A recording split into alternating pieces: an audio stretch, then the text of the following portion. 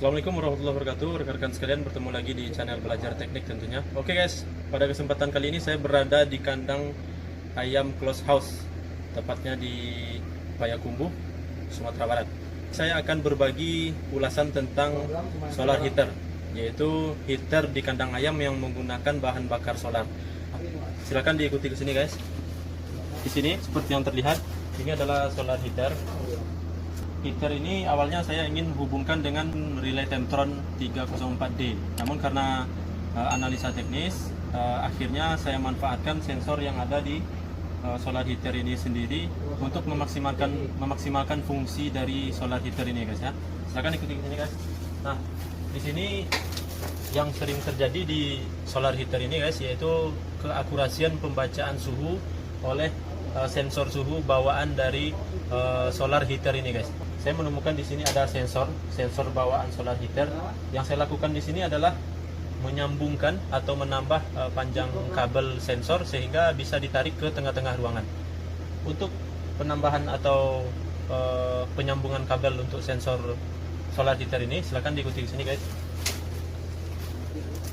Silahkan ikuti lebih dekat lagi. Nah, supaya rekan-rekan sekalian bisa memanfaatkan metode ini, maka pertama rekan-rekan harus membuka bagian yang di sini, harus membuka bagian tutup di bagian solar heater ini ya guys ya.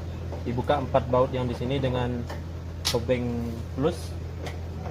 Lalu rekan-rekan akan menemukan di dalam ini ada sensor. Bentar ya guys ya. Posisi baut yang di bawah yang bagian kanan ini guys memang agak sulit karena terhalang oleh pegangan atau handle ini ya guys ya.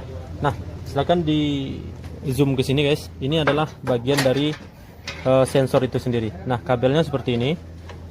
Kabelnya seperti ini, ada soket di sini guys. Soketnya kurang lebih kabelnya ini ya guys ya. Nah, ini kabelnya ada 2 kabel ya di sini ya guys ya. Ini kabel untuk sensor suhu yang ada di body atau di badan solar heater itu sendiri guys. Nah, ini bagian ini rekan-rekan bisa memanfaatkan metode yang saya gunakan ini. Itu dipotong saja di pertengahan, dipotong saja seperti ini. Ini saya cobakan tadi karena memang kabel untuk penyambungannya yang bisa ditarik ke tengah-tengah ruangan kandang ini belum datang ya guys ya. Jadi saya kembalikan lagi, pasang untuk kabel standarnya sepanjang ini guys. Rekan-rekan bisa putus ini lalu tarik dengan kabel 2 kali 0,75 juga boleh. Nah, kalau solar heater ini diletakkan di bagian inlet, itu akan ditarik ke tengah-tengah kandang, itu bisa memanfaatkan kabel 2 kali 0,75 ya guys ya. Kemudian soket ini jangan lupa rekan-rekan untuk pasangkan lagi di bagian slot yang tersedia di sini ya guys ya. Di sini slot yang tersedia, sesuaikan gimana bentuknya ya guys. Ya, dipastikan terhubung kembali, ada jetekan di situ guys. Nah, setelah terpasang maka rekan-rekan sekalian pasang kembali case atau tutup solar heater ini. Silakan dipasang kembali. Nanti saya akan tes atau coba untuk mengoperasikan solar heater ini ya guys ya, dengan menggunakan tegangan 220 volt AC ya guys ya. AC itu tulisnya dari RN. Nah, ini dipasang kembali dan bautnya jangan lupa dikencangkan guys.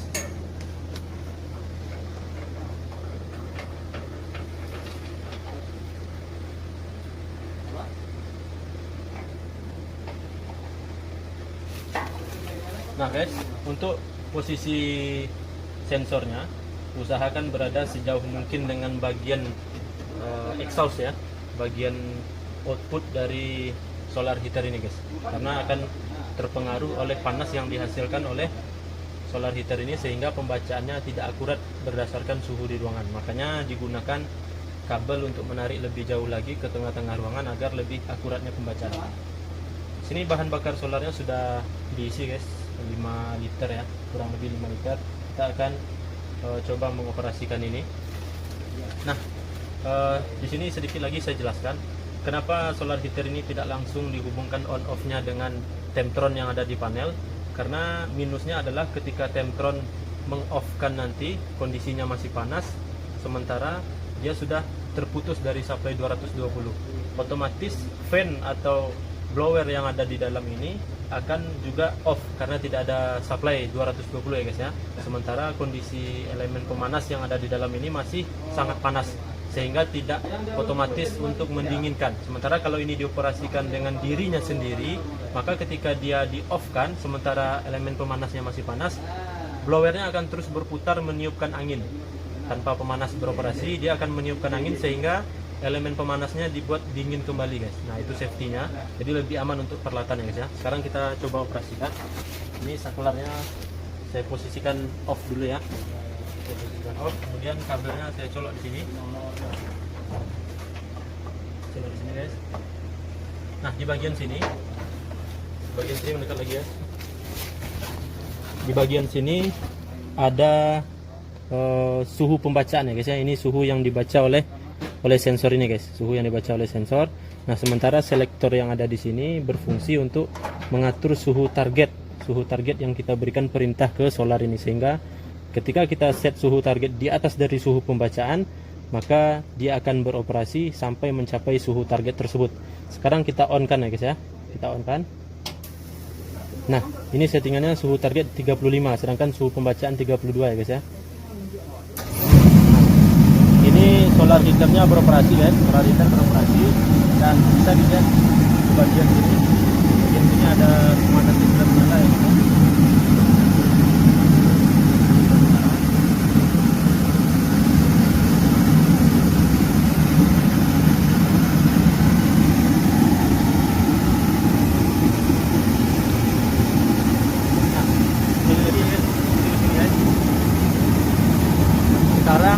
Sekarang saya akan off-kan lagi ini. Saya akan off-kan solar heaternya dalam keadaan panas. Apa yang akan dilakukan oleh solar heaternya ya. Ini saklarnya, saya akan off-kan saklarnya. Kondisi ini masih panas ya guys ya, kondisi ini masih panas. Ketika ini di off-kan, nah itu yang terjadi. Ini adalah safety yang ada di solar heater sendiri. Ini elemen pemanasnya sudah off ya guys ya, sudah off, tapi karena ini berhubung masih panas, maka fungsi proteksi yang ada di solar heater ini masih menghidupkan blower agar elemen pemanas ini ditiup terus sehingga dia kembali dingin. Nah inilah proteksi yang saya maksud.